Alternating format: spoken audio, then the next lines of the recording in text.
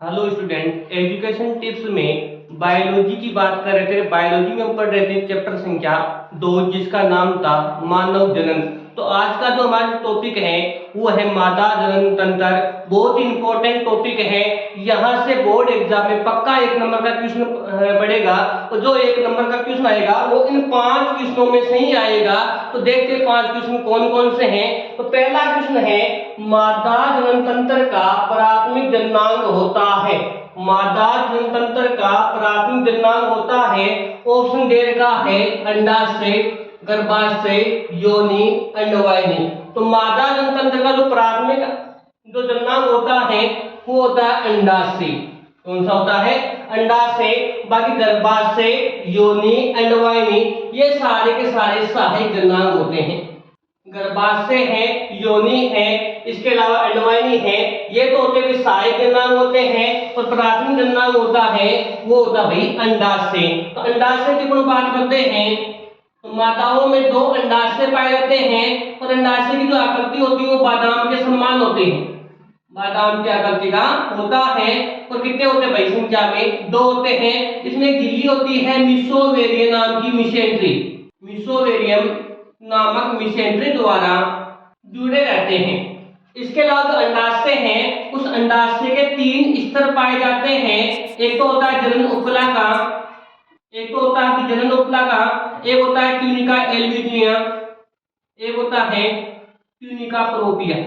ये 3 स्तर इसमें पाए जाते हैं। तो क्वेश्चन है मादा जनन तंत्र का प्राथमिक जननांग होता है तो इसका आंसर हो गया अंडाशय। तो प्राथमिक जननांग तो हो गया भाई अंडाशय।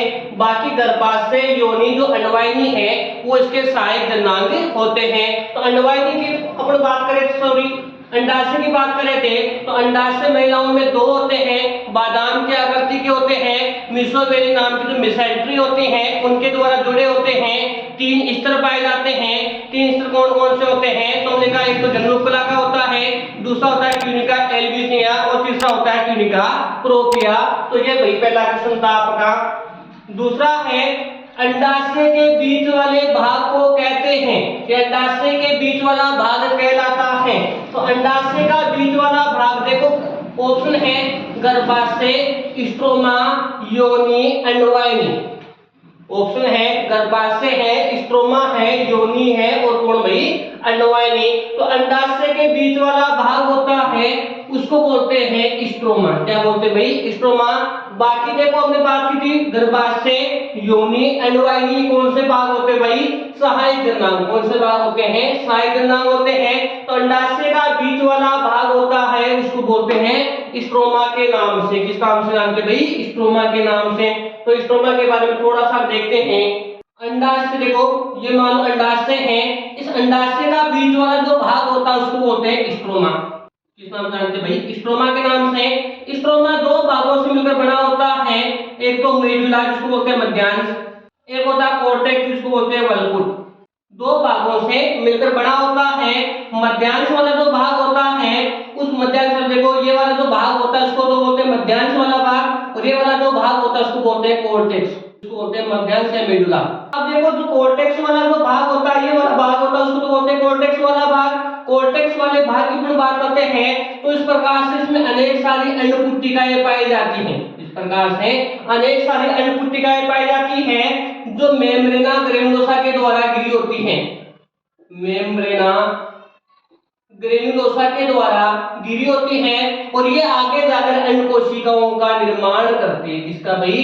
अंड कोशिकाओं का निर्माण करती हैं। इसी प्रकार से जो मध्यांश वाला जो भाग होता है उस मध्यांश वाले भाग में मुख्य रूप से रक्तवाहिनी या रुधिरवाहिनी, इसके अलावा लसिका वाहिनी, इसके अलावा तंत्रिका कोशिका इसमें पाई जाती हैं। क्या पाई जाती है इसमें? रक्तवाहिनी या रुधिरवाहिनी, लसिका वाहिनी और तंत्रिका कोशिका इस भाग में पाई जाती है। तो दूसरा क्वेश्चन था अंडाशय के बीच वाला भाग कहलाता है। तो अंडाशय के बीच वाला भाग स्ट्रोमा भाग कहलाता है। स्ट्रोमा भाग 2 प्रकार का होता है। एक तो मेडुला होता है जिसको मध्यांश बोलते हैं, एक कॉर्टेक्स होता है जिसको वल्कुट के नाम से जानते हैं। मेड्यूला वाला जो भाग होता है उसमें रुधिर वाहिनी, लसिका वाहिनी और तंत्रिका कोशिका पाई जाती है। लेकिन यदि बात करें कोर्टेक्स वाले भाग की तो कोर्टेक्स वाले भाग में अनेक सारी अंडपुटिकाएं पाई जाती हैं जो मेम्ब्रेना ग्रेनोसा के द्वारा घिरी होती है। ये आगे जाकर अंड कोशिकाओं का निर्माण करती है। तो ये आपका था भाई दूसरा क्वेश्चन। तीसरा है अंडवाहिनी के भाग होते हैं। क्वेश्चन है अंडवाहिनी के भाग होते हैं। तो अंडवाहिनी में ऑप्शन दे रखा है इनफंडिबुलम, एम्पुला, इस्थमस, ये सभी। तो क्वेश्चन है अंडवाहिनी के भाग होते हैं। तो सबसे पहले बात करते हैं अंडवाहिनी किसे कहते हैं, अंडवाहिनी होती क्या है। देखो अंडवाहिनी की अपन बात करते हैं इस प्रकार से, आपने डायग्राम देखा होगा। ये जो संरचना होती है उसको बोलते हैं अंडवाहिनी के नाम से, ठीक है। ये जो अंडवाहिनी होती है इसकी जो लंबाई होती है वो 12 सेंटीमीटर अंडवाहिनी है। उस अंडवाहिनी की जो लंबाई होती है वो 12 सेंटीमीटर होती है। परंतु अंडवाहिनी की बात करें तो उसको बोलते हैं ओविडक्ट के नाम से, या उसको बोलते हैं फैलोपियन नलिका के नाम से, या इसको बोलते हैं डिंबवाहिनी के नाम से। अंडवाहिनी है उसको ओविडक्ट के नाम से, फैलोपियन नलिका के नाम से, या डिंबवाहिनी के नाम से उसको जानते हैं। किसको भाई, तो अंडवाहिनी को। अंडवाहिनी की जो लंबाई होती है वो 12 सेंटीमीटर होती है। उस अंडवाहिनी के मुख्य रूप से 3 भाग होते हैं। एक तो होता है इनफंडिबुलम, एक तो होता है इनफंडिबुलम, दूसरा होता है एम्पुला और तीसरा होता है इस्थमस। ये 3 भाग पाए जाते हैं। जो इनफंडिबुलम होता है, ये जो भाग होता है उसको तो बोलते हैं इनफंडिबुलम। ये वाला जो भाग होता है उसको एम्पुला भाग, इसको बोलते हैं इस्थमस के नाम से जानते हैं। इनफंडिबुलम होता है ये अगर भाग होता है, अंडवाहिनी है उस अंडवाहिनी का अगर भाग होता है। अंडवाहिनी का कौन सा भाग होता है भाई, अगर भाग होता है। जो इनफंडिबुलम है उसमें अंगुली के समान झालर पाई जाती है, अंगुली के समान झालर पाई जाती है। इसका जो मुख होता है उस मुख को बोलते हैं ओस्टियम। इसका जो मुख होता है उस मुख को क्या बोलते हैं भाई, ओस्टियम के नाम से जानते हैं। एम्पुला वाले भाग की बात करते हैं तो ये एम्पुला वाला जो भाग होता है ये मध्य का भाग होता है। तो निषेचन की जो प्रक्रिया होती है वो एम्पुला वाले भाग में होती है। तीसरा भाई इस्थमस, तो ये अंतिम भाग होता है। इसके अलावा सकरा भाग होता है। इसके अलावा गर्भाशय जो यूट्रस होता है उस यूट्रस से क्या होता है भाई, जुड़ा होता है। तो क्वेश्चन था अंडवाहिनी के भाग होते हैं तो इनफंडिबुलम, एम्पुला, इस्थमस, ये सारे भाग होते हैं। तो ऑप्शन संख्या कौन सा हो गया, डी, यानी ये सभी, ठीक है। तो ये तीसरा क्वेश्चन था। चौथा है गर्भाशय की भित्ति बनी होती है, गर्भाशय की भित्ति बनी होती है। तो सबसे पहले देखते हैं गर्भाशय होता क्या है। देखो गर्भाशय की अपन बात करें तो गर्भाशय को बोलते हैं बच्चादानी के नाम से, या बोलते हैं इसको गुम्म के नाम से। किस नाम से, बच्चादानी, या किस नाम से, गुम्म के नाम से जानते हैं। ये उल्टी नाशपति के आकार का होता है भाई, उल्टी नाशपति के आकार का होता है। गर्भाशय है उस गर्भाशय की जो लंबाई होती है वो 7.5 सेंटीमीटर होती है। इसकी जो चौड़ाई होती है वो 5 सेंटीमीटर होती है। यदि मोटाई की बात करें तो इसकी मोटाई होती है लगभग 3 सेंटीमीटर इसकी मोटाई होती है।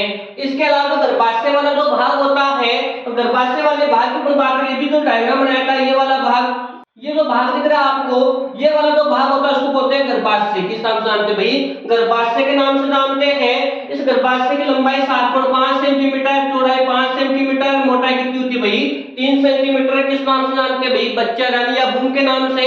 किस आकार का होता है भाई, उल्टी नाशपति के आकार का होता है।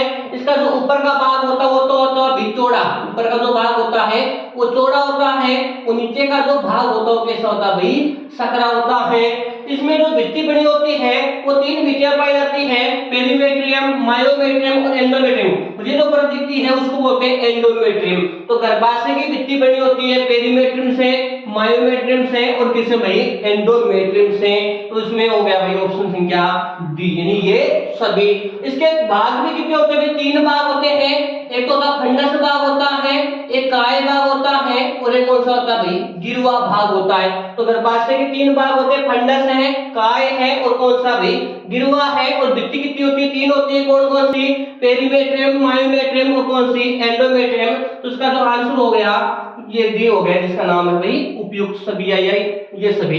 अगला है 5वां चूचुक के आसपास का क्षेत्र या आसपास का जो गहरा क्षेत्र वर्णनांकित होता है इसे किस नाम से जानते हैं? तो चूचुक होता है, उसके आसपास का जो क्षेत्र होता है उसको बोलते हैं स्तन परिवेश के नाम से, या इसको बोलते हैं एरियोला, या बोलते हैं इसको एरियोला के नाम से। तो ये 5 क्वेश्चन थे, बड़े इंपॉर्टेंट क्वेश्चन है और बोर्ड एग्जाम में 5 क्वेश्चन में से एक क्वेश्चन पक्का यहाँ से पूछा जाएगा। Thank you.